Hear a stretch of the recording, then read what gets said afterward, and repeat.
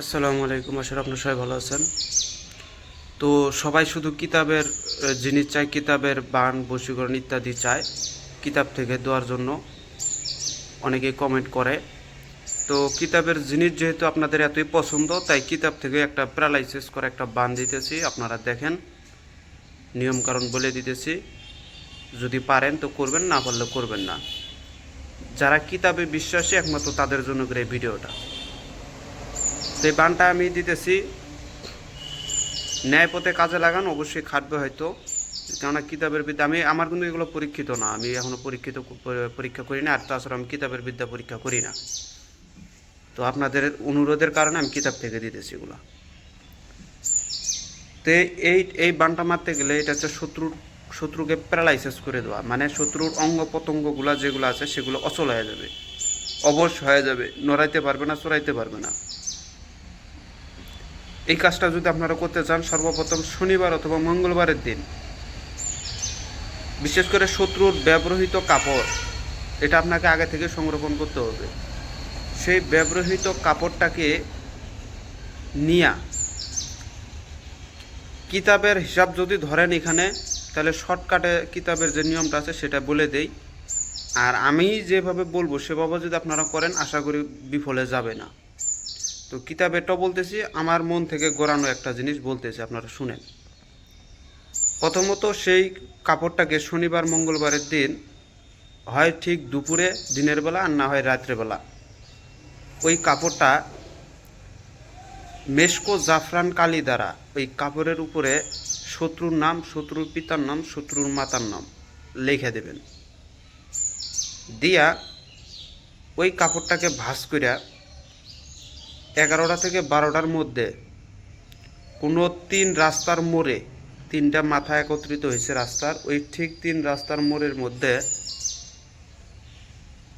তো তার আগে বিশেষ করে ওই কাপড়ের উপরে যে লেখা হয়ে গেলে পরে ওই কাপড়ের উপরে 1008 বার মন্ত্রটা পাঠ করে প্রতিবারে ফুঁক দিতে হবে। ওই কাপড়ের উপরে ফুঁক দেওয়া হয়ে গেল, এই কাপড়টাকে নিয়ে যাইয়া 3 রাস্তার মোড়ে রাত 11টা থেকে 12টার মধ্যে আপনারা পুঁতে দিবেন। পুঁতে দিয়ে আপনারা চলে এসে পরে শত্রু প্যারালাইসিস হয়ে যাবে। এটা হচ্ছে কিতাবের ভাষা। আর যদি আমার কথা মোতাবেক যদি এখন করেন, তাহলে শুনেন। প্রথমত আপনারা এক কাজ করবেন, সেটা হচ্ছে যে শত্রু ব্যবহারের কাপড়টা নেবেন, নেওয়ার পরে সেই কাপড়টা রেখে দেন। দেওয়ার পরে শনিবার মঙ্গলবারের দিন কবরস্থানের মাটি নিয়ে আসেন, নিয়ে এসে সেটাকে একটা পুতুল বানান। সেই পুতুলের বানানো হয়ে গেলে ওই পুতুলটাকে জিন্দা করার পরে ওই পুতুলের গায়ে ওই যে কাপড়টা আনছেন, ওই কাপড়টার উপরে শত্রুর নাম লিখে দেবেন। নাহলে ওইরকম করে লিখবেন না, লিখবেন এরকম: অমুকের বেটা অমুক, অমুকের বেটা অমুকের প্যারালাইসিস হোক। এই কথাটা শুধু লিখে দেবেন, অমুকের বেটা অমুকের প্যারালাইসিস হোক। এই কথাটা লিখে দেবেন কাপড়ের উপরে, দিয়া ওই কাপড়টা দিয়া ওই পুতুলটার গায়ে জোড়াইয়া দেবেন, একটা পোশাক বানাইয়া দেবেন। পোশাক হয়ে গেছে। এখন পুতুলটাকে সামনে নেবেন, নিয়ে সুন্দর করে আপনি বইসা 1008 বার ওই পুতুলের উপরে মন্ত্রটা ফুকাবেন। ফুকানো হয়ে গেলে 101টা সুই বা আলপিন নিয়ে, মানে আপনার ফুকানো শেষ, তখন শেষের বারে এই কাজটা করবেন। কোনো কিছু জপ তপ নাই, কিচ্ছু করতে হবে না, খালি তার পুতুলটার সর্বাঙ্গ শরীরে খালি সুইগুলা বিদ্ধ করে দেবেন ওই পোশাকের উপর দিয়া।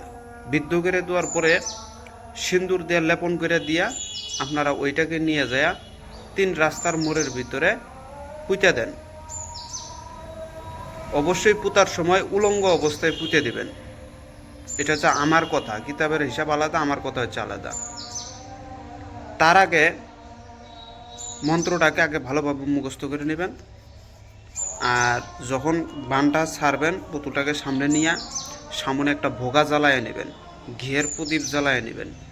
নিয়ে ওই পুতুলটাকে বদ্ধ পুকুরের পানি এবং কবরের মাটি, এই পদ্ম পুকুরের পানি এবং কবরের মাটি দিয়ে পুতুলটাকে বানাইতে হবে। বানানোর পরে তার উপরে 1008 বার মন্ত্র করে ফুঁক দিয়া পরে পুতুলটার উপরে 101টা সুই বিদ্ধ করে দেবেন সর্বাঙ্গ শরীরে। বিদ্ধ করার পরে সেই পুতুলটাকে নিয়ে যাইয়া আপনারা উলঙ্গ অবস্থায় 3 রাস্তার মোড়ের ভিতরে দাফন করে দেন, পুঁতিয়া দেন, দিয়ে আপনারা ওখানে পিছনে দেখবেন না, সোজা চলে আসবেন। আর এটা পোঁতার সময় যাতে কেউ যাতে না দেখে, এটা মাথায় রাখবেন। যদি দেখে তাহলে কাজ হবে না, বরঞ্চ যে দেখবে তার উপরে বান চলে যেতে পারে।